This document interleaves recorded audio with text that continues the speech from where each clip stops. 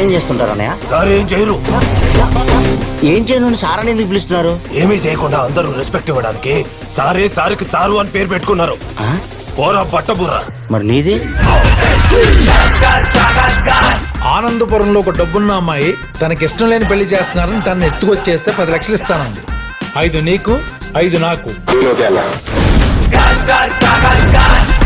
నా ఊరుకొచ్చి ఒక అమ్మాయిని ఎత్తికెళ్లేంత ధైర్యం చూపించాడంటే వాడికి భయం ఏంటో చూపించాలి.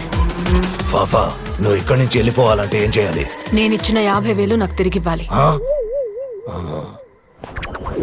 ఆప్షన్ లేదని మనకి అర్థమైంది తనకి.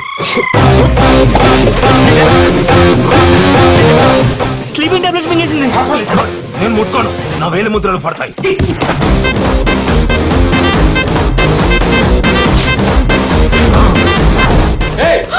అది ఆలౌట్ తాగేసింది.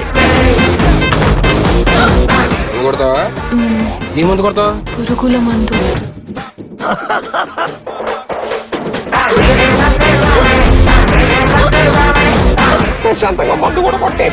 ఇలాంటి వాళ్ళకి దూరంగా ఉంటే మంచిది. అలా అయితే ఈ అమ్మాయికి ఇక్కడ పర్మనెంట్ గా ఒక బెడ్, మా సారికి జైల్లో ఒక వార్డు మాట్లాడండి.